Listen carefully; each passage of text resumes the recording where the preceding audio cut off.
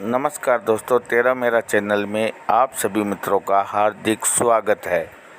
श्री जैन श्वेतांबर तेरा पंथ महिला मंडल के द्वारा ध्यान और संयम की कार्यशाला का कार्यक्रम तेरा पंथ भवन में रखा गया, जिसका पूरा वीडियो हम आपको इस चैनल पर लगा रहे हैं।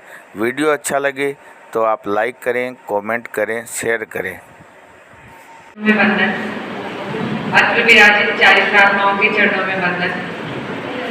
अखिल भारतीय तेरा पंथ महिला मंडल द्वारा मई माह की और जून माह की 2 कार्यशालाएं हैं, ध्यान की कार्यशाला और संयम की कार्यशाला। उन दोनों ही कार्यशालाओं को आज हम करने जा रहे हैं। सबसे पहले कार्यक्रम की शुरुआत महिला मंडल की बहनों द्वारा। ऊंची एक उड़ान भरे, बनकर हम सूरज की किरण, युग धारा में प्राण भरे। जाओ बहनों, जागो बहनों, लिखे क्रांति की नई ऋचाएं, खुद उनको पढ़ते जाए। शक्ति भक्ति की ज्योत जला, इतिहास नया गढ़ते जाए। मजबूत इरादों वादों से हम जागृति का आह्वान करें। बहनों, जागो बहनों, शुभ भविष्य भावी पीढ़ी का नारी की जिम्मेदारी रहे। शुद्धता खान पान की हो पक्की पहरेदारी। नशा मुक्ति है मंत्र शक्ति का, घर घर ये संगान करें। आओ बहनों, जागो बहनों, हुआ जागरण भाग्योदय से तुलसी प्रभुवर की आभारी। अलग जगाती रहे रात दिन, जुड़े संग से हितधारी।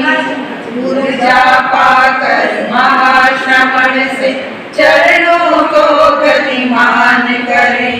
आओ बहनों, जागो बहनों,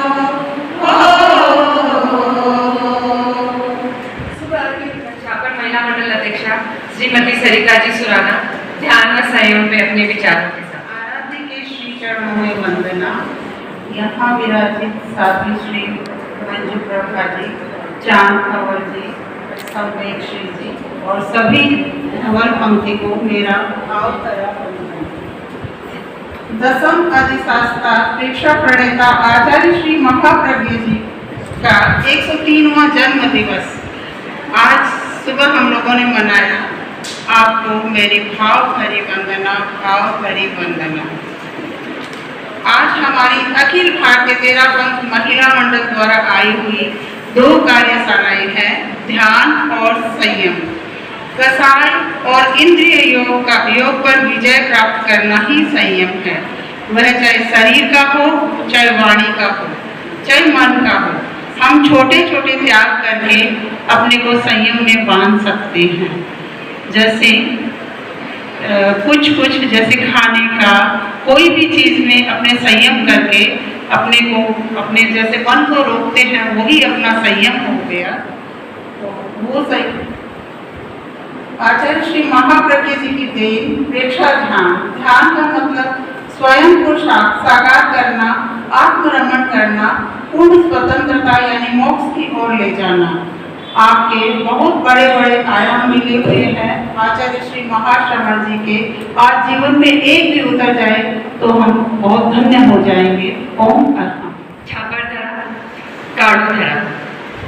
काड़ूधरा का ये पुण्य है कि हमें 14 वर्षों बाद में गुरुवर के मुखारविंद से चातुर्मास का वरदान मिला।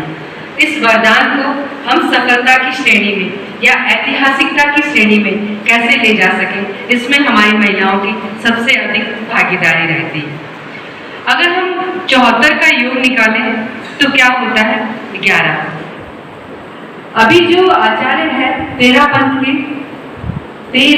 के उन आचार्य का कौन सा चातुर्मास होने जा रहा है? 13वां चातुर्मास और छापर की धरा है। और 11 का योग जहाँ 11 होता है वहाँ हर एक शपथ अपनी मारवाड़ी में जो बोलते 11, 21 शुगुन का। तो हमें तो 74 वर्षों बाद में मिला है, यहीं से हमारी सफलता की शुरुआत का आगाज तो हो ही गया है। एक स्वप्न जो 4 साल पहले हमने देखा था वो धीरे धीरे साकार रूप लेने लग गया है।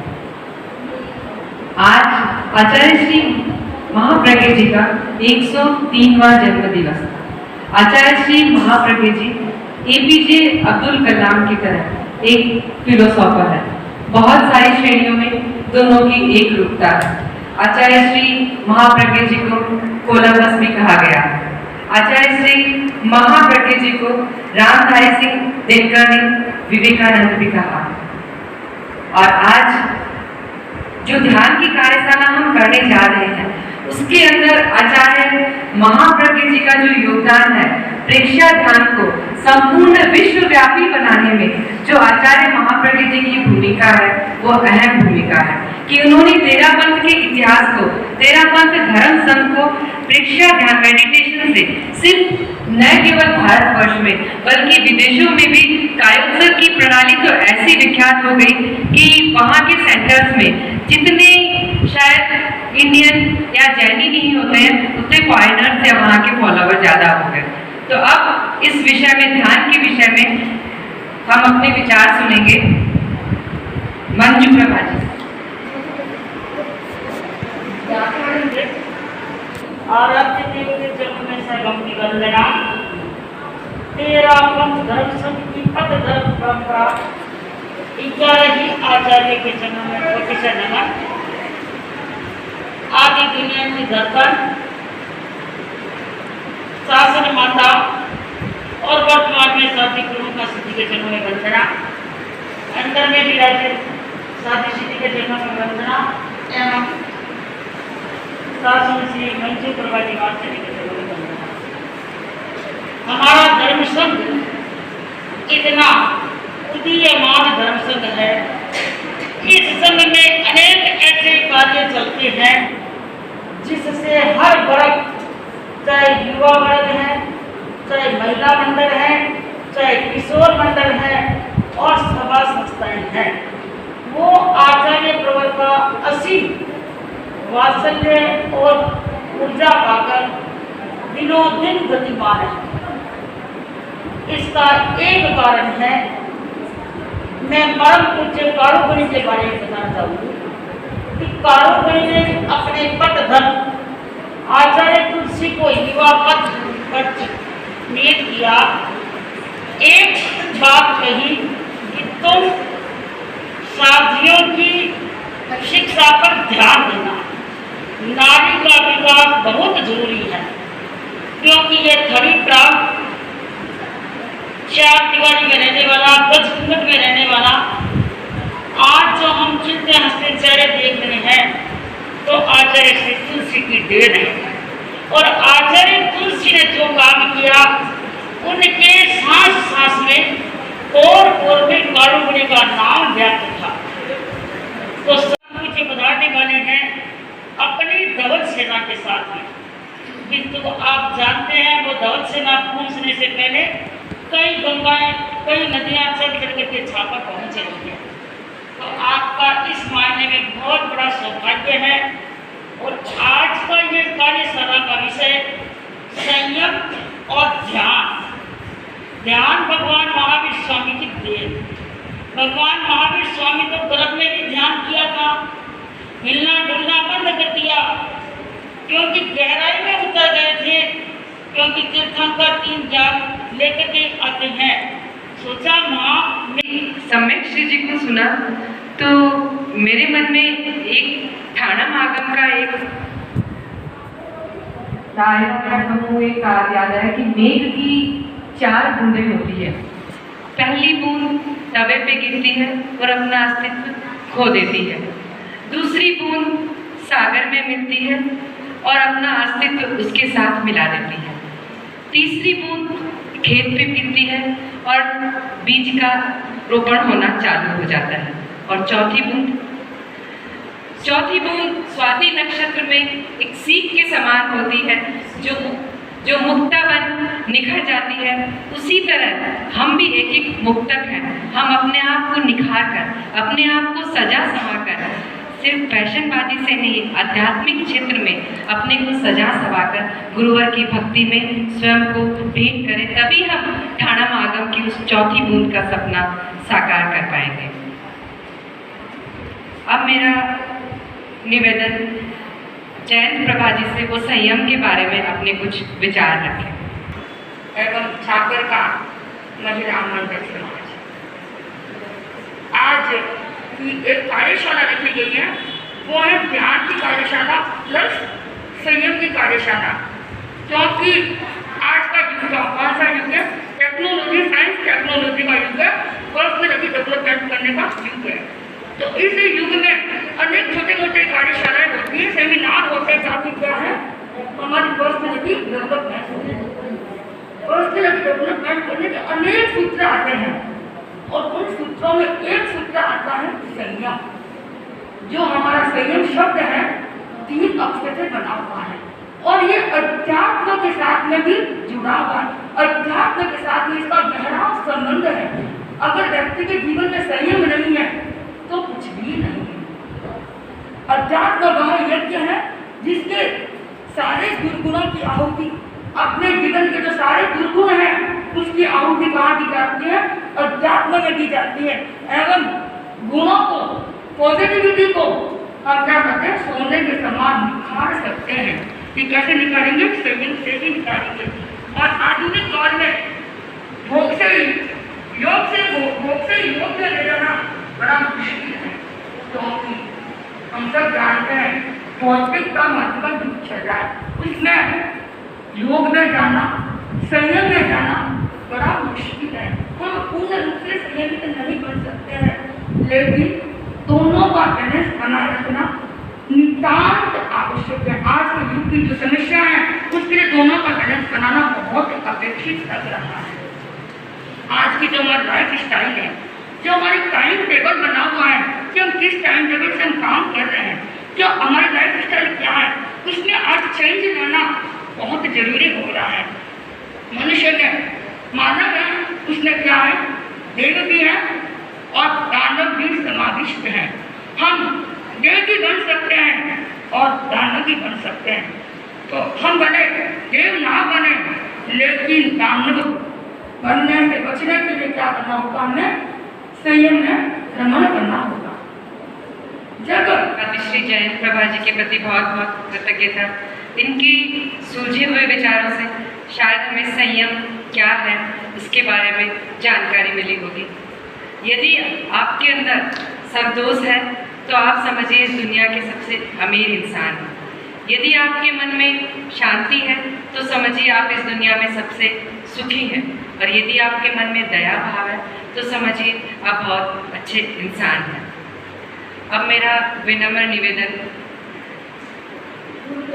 शादी श्री गुरु यशा जी से, जो कि ध्यान का हमें एक प्रयोग भी कराएंगे और अपने विचार भी रखेंगे।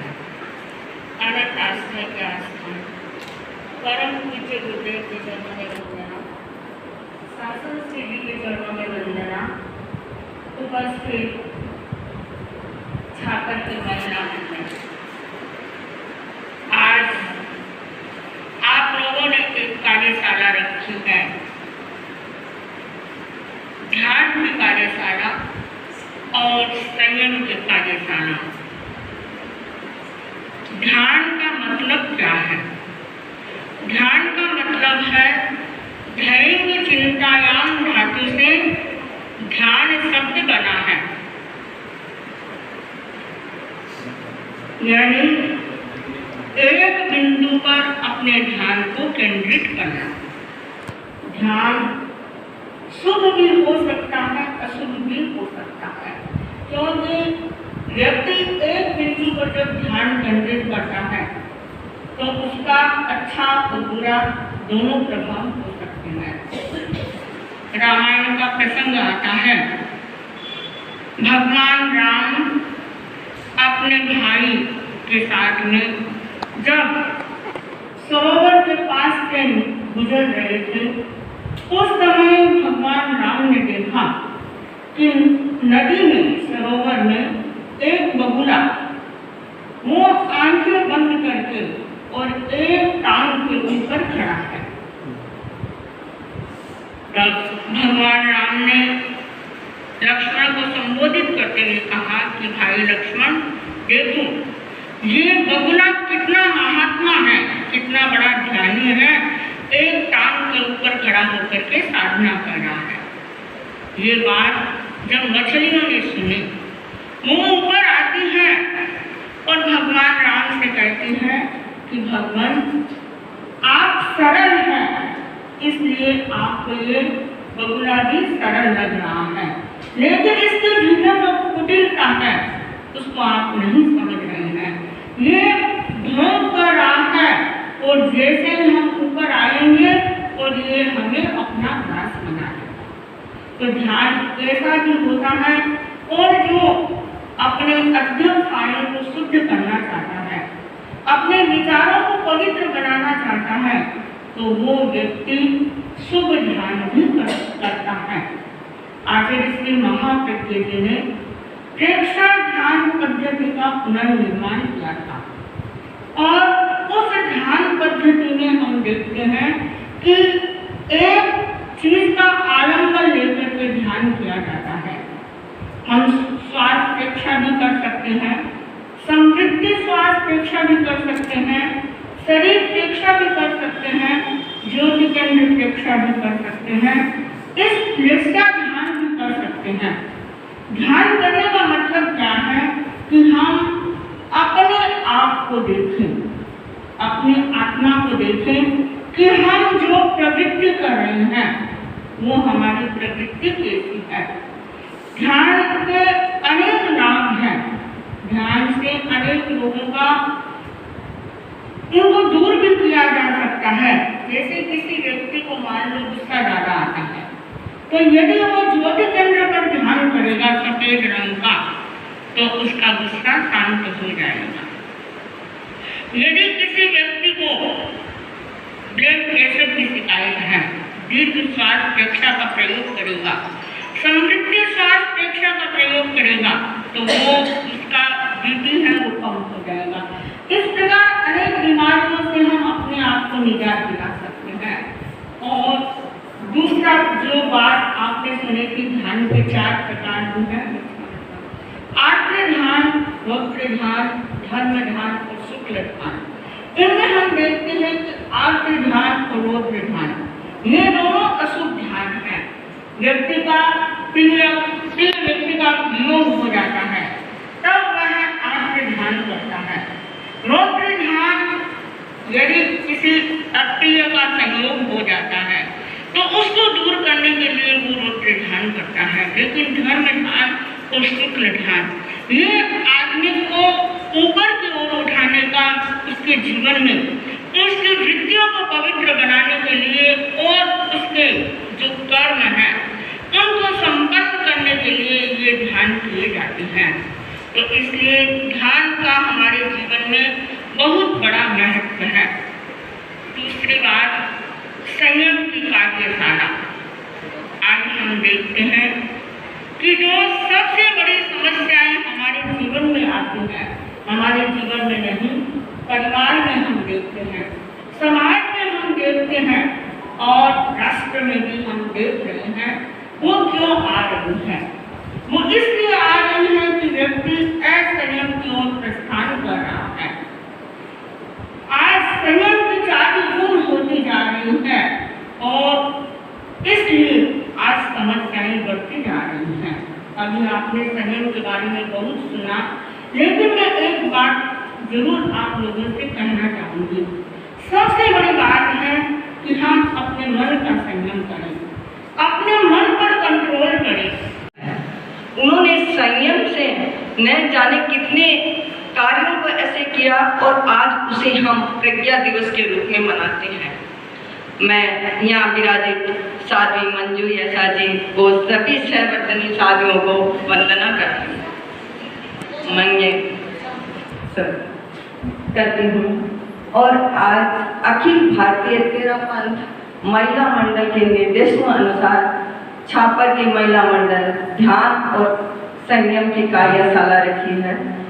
ध्यान के बारे में अभी हमने बहुत सुना और जो 4 ध्यान हमें बताए हैं, शायद हम उनमें से एक का भी अनुकरण कभी घर में सुबह के टाइम करें तो शायद हम अपनी मंजिल संयम की तरफ अपने आप ले जाएंगे, लेकिन करने का टाइम नहीं होता है। जब महाराज पूछते हैं माया करो, महाराज आज को निकाल देख श्याम, आज टाइम को नहीं है।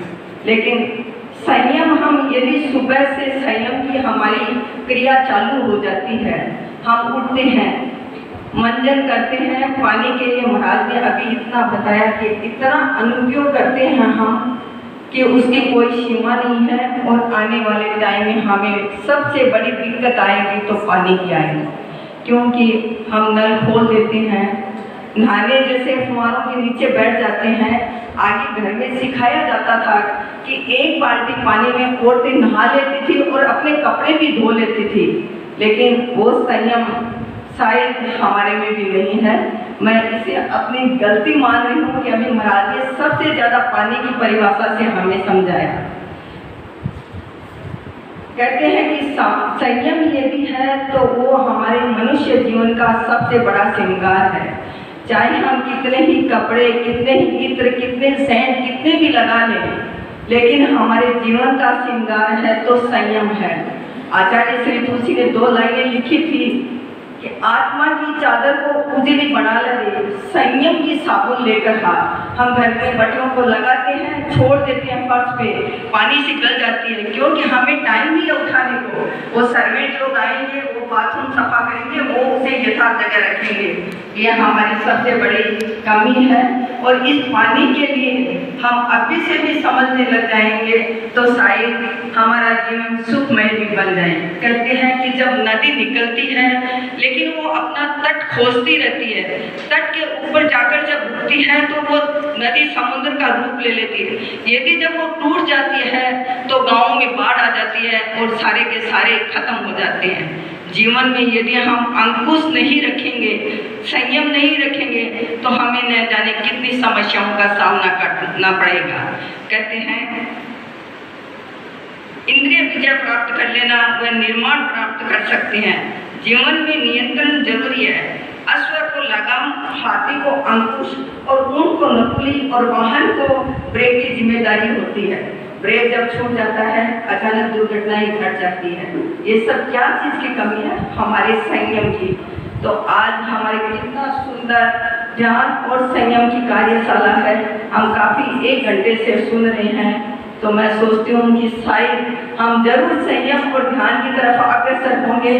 और जो सामने चातुर्मास 22 का हमारा गुरुदेव का आर है, उस एक संयम और ध्यान का गुलदस्ता बनाकर महिला मंडल उसे भेंट करेगी। हमारी राष्ट्रीय नीलम जी ने अभी इस साल उन्होंने ये निर्णय लिया है कि हम जितने भी कार्य करेंगे सब धार्मिक कार्य करें जिससे हमें कुछ संस्कार मिले, क्योंकि नहीं तो हम ये सब चीज़ें पूरी जानते भी नहीं हैं। तो क्यों न हम ध्यान और संयम की इस कार्यशाला पर ध्यान दें और आप सबका सानिध्य भी मिले और चातुर्मास में हम गुरुदेव की आराधना में एकदम संयम से, शालीनता से, अनुशासन में अग्रसर रहें। ओम अरहम। धीरज हमारे जीवन की अनमोल धाती है। धीरे धीरे ही सफलता मिल पाती है। धीरज से चरण बढ़ते रहते हैं जिनके, उन्हें मंजिल स्वयं इशारा करके बुलाती है। एक चीनी कहावत है कि रगड़ के बिना न तो रतन पर पॉलिश नहीं आती है, उसी तरह संघर्ष के बिना कभी भी आत्मा में पूर्णता नहीं आती है। उस आत्मा में पूर्णता लाने के लिए संयम और ध्यान दोनों एक उपहार है। आज छापर महिला मंडल की प्रचार प्रसार मंत्री श्रीमती शांति जी दुधेड़िया, जो कि आचार्य श्री के मद्रास के चातुर्मास में मंत्री पद का जो सबसे अहम पद होता है उसका कार्यभार बहुत सफलता से कर चुकी है और मद्रास में अध्यक्ष भी रह चुकी है। वहाँ शायद 1200 या 1500 सदस्य हैं, 1600 सदस्य हैं। उनको मैनेजमेंट पावर करना, उनको मैनेज करना बहुत अच्छे से कर चुकी है, तो वो भी इस विषय में अपने कुछ विचार रख रही है। आराध्य के श्री चरणों में शैवक्ति वंदन। अत्र विराजित साध्वी वृंद के चरणों में मेरा भाव भरा वंदन। सम्मानित मंच,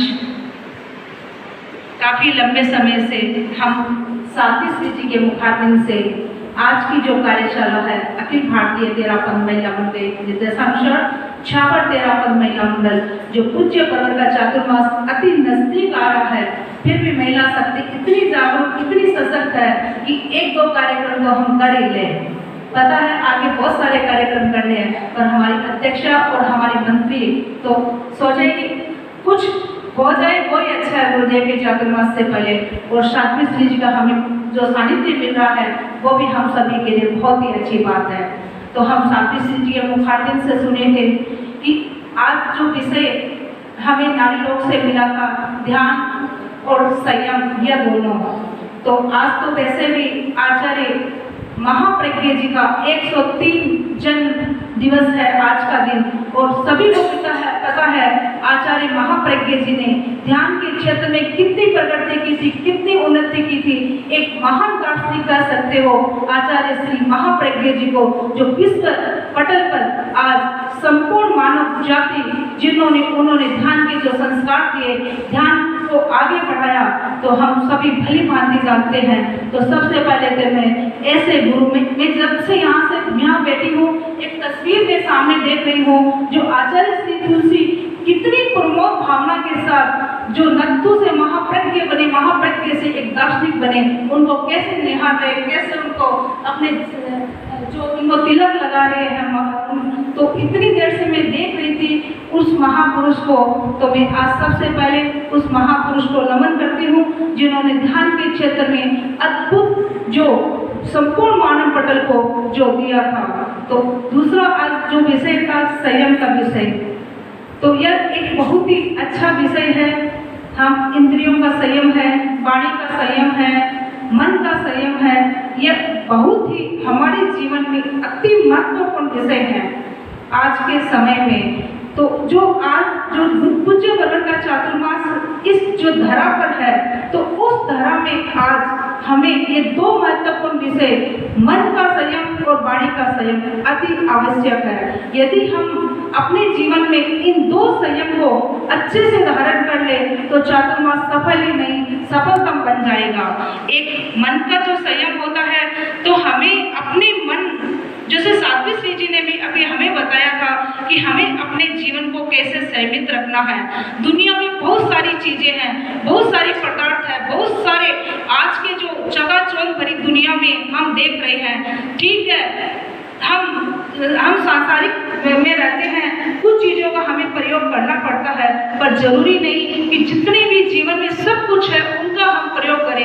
एक संयम तो हम ले ही सकते हैं, छोटे छोटे व्रत जो हमें अपने जीवन को अब आगे बढ़ा सकते हैं, और जो निर्जरा के लिए सबसे बड़ा माध्यम बनता है। ठीक है, हम पानी यूज करते हैं, पर ठीक है हम थोड़ा संयम कर सकते हैं कि आज सुबह हम इतना ही पानी यूज करेंगे।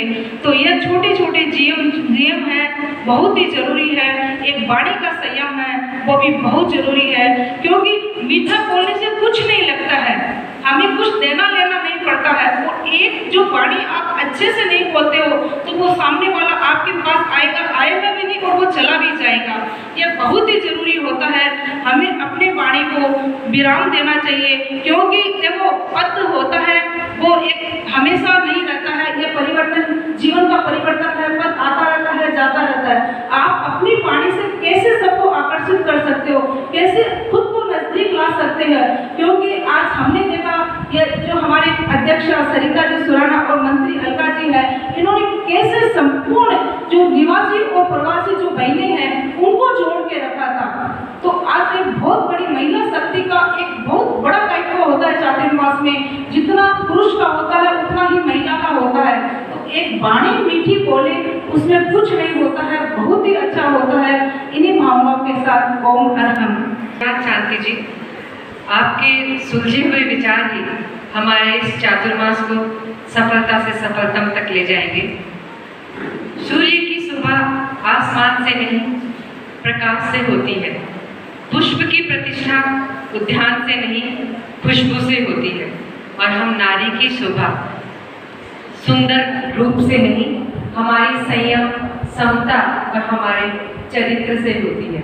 ठीक यही शब्दों में शांति जी ने भी अभी कहा कि पद है, आज मैं हूँ 4 महीने 6 महीने साल भर के लिए मंत्री हूँ, पर मेरा व्यवहार ही एक ऐसी चीज है जो मुझे आप तक खींच के लाएगा, जो मुझे आपके साथ मिला के रखेगा।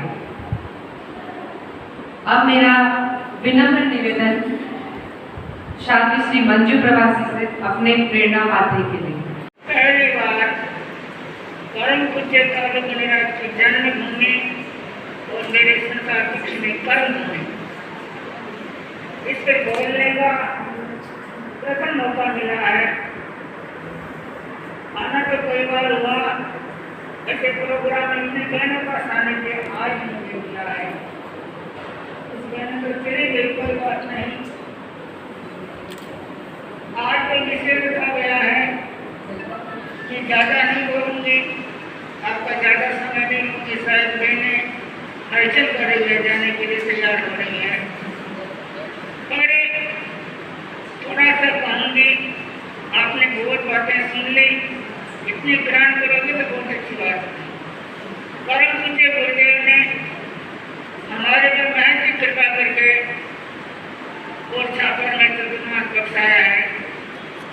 मैं इसकी खुशी में और प्रफुल्लित हूँ और सब साथियाँ भी खुश हैं। आप एक बार ओम अरहम की ध्वनि करेंगे,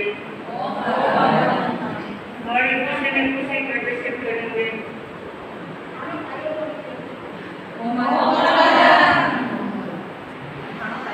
आज का विषय पाठशाला का संयम और ध्यान, दोनों विषयों की पुष्टि साथ मैंने की है, मुझे ज़्यादा नहीं करना है। संयम के बारे में अगर हम करें तो संयम हर चीज में होना चाहिए।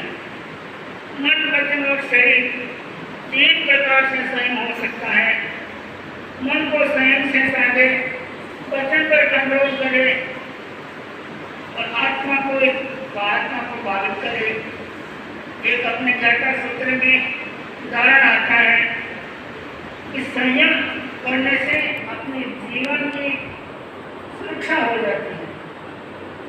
कौन सा उदाहरण है कि 2 कछुए पानी में घूम रहे थे, पानी में तैर रहे थे और उधर से एक सियार आया।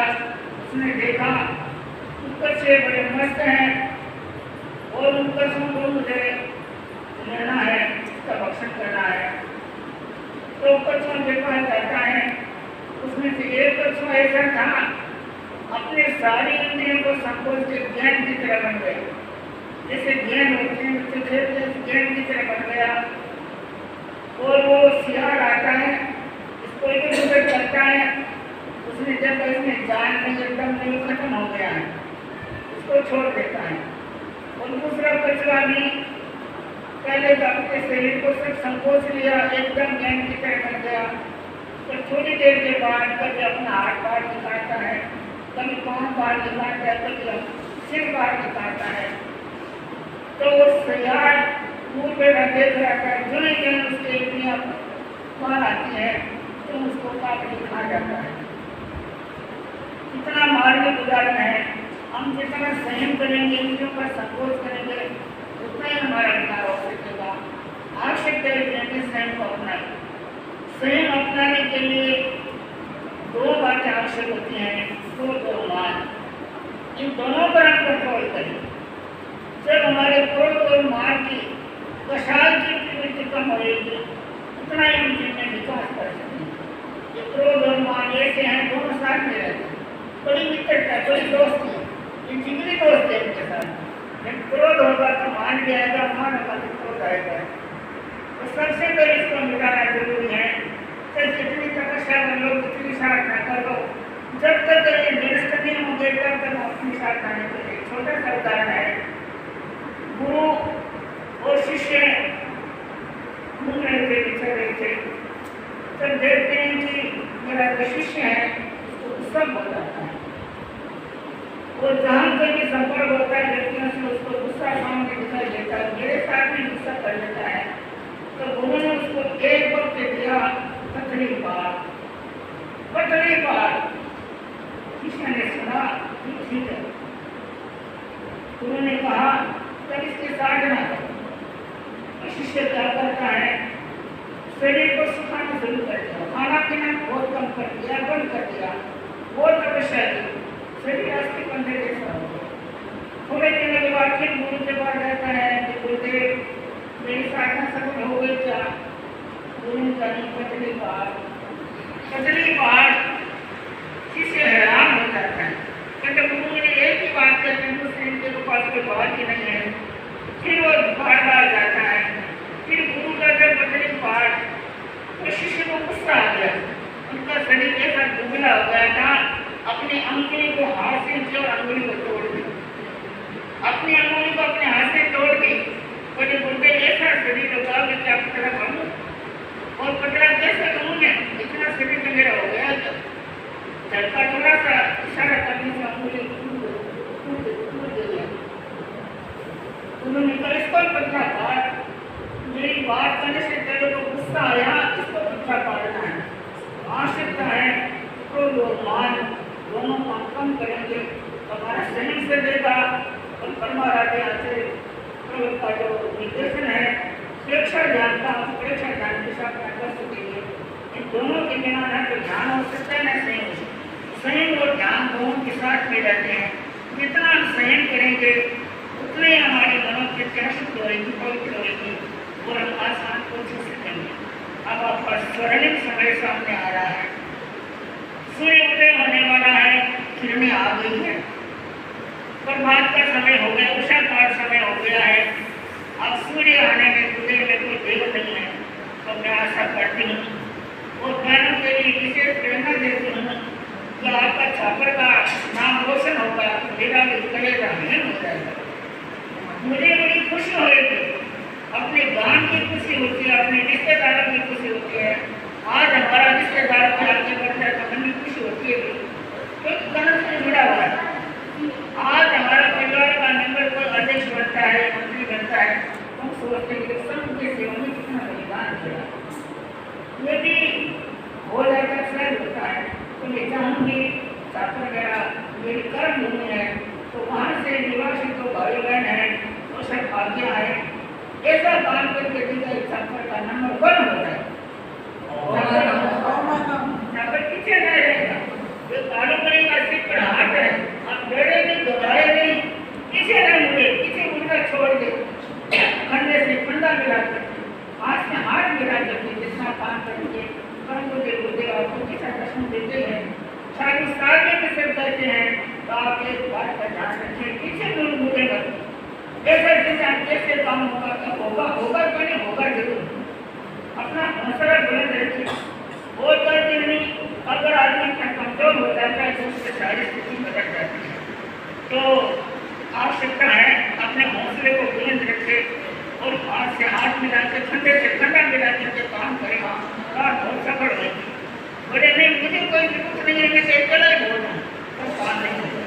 दुनिया की नजर में आप नहीं आ सकेंगे। अब दुनिया आपको धन्यवाद देगी, तब तक आएगी कि जब सबको साथ में लेकर चलेंगे। और देखो मंत्री मेरे सामने कहते हैं, सेवा के भी बैठे हैं, महिला मंडल के अध्यक्ष मंत्री के बीच में आप लोगों से संपर्क करें, बड़े प्यार से, बड़े स्नेह से, बड़ी निवेश से सबके साथ में ऐसा व्यवहार करें तो वो सारे के सारे आपको मिल जाए।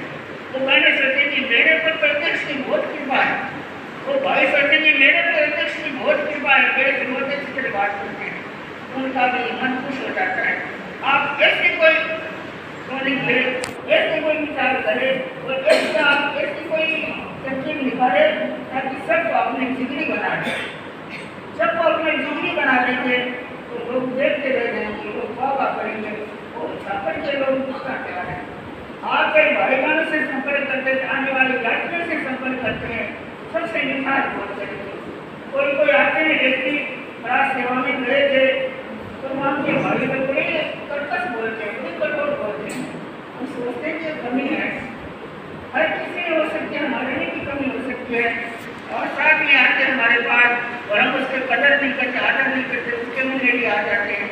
हमारे समय से बोलेंगे नहीं, विराट प्रभाती बोलेंगे नहीं, हम सोचेंगे कि भाई हम तो आए हैं, ये तो बोझ नहीं दे रहे, किसी दिल्ली में ला रहे हैं। तो जरूरी है कि जहाँ पर निवास होते हैं, जहाँ पर रहते हैं, वो हमारा सारा परिवार है, वो हमारा घर है। ऐसा सोच करके कहने की बहुत बातें। आज मौका मिला तो बहुत सारी बातें करती, पर आज में समय थोड़ा ही है, कोई खास बात नहीं। अभी अवसर कभी होगा तो ठीक है। तरफ आध्यात्मिकता का वातावरण फैलने लग गई है और गुरु की जहाँ करुणा हो, गुरु की जहाँ दृष्टि हो, वहाँ सफलता मिलना तो निश्चित है।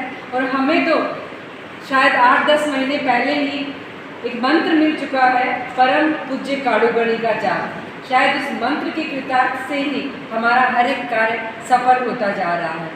गुरु की करुणा से मिलता संयम सुखमय, गुरु के चरणों में रहता साधक निर्भय, गुरु के सानिध्य में दुविधा मिटती सारी, गुरु का पथ प्रदर्शन पग पग मंगलकारी, गुरु का पथ दर्शन पग पग मंगलकारी। अब आज से सिर्फ 13 दिन शेष है 13 पंथ के आचार्य का 13वां चातुर्मास प्रारंभ होने में। साध्वी श्री जी के प्रति संपूर्ण महिला मंडल परिवार की तरफ से बहुत बहुत कृतज्ञता ज्ञापित करती हूँ। इन्होंने अपना अमूल्य समय हमें दिया और ध्यान और संयम के बारे में विस्तृत जानकारी दी। सुनिए मंगल पाठ।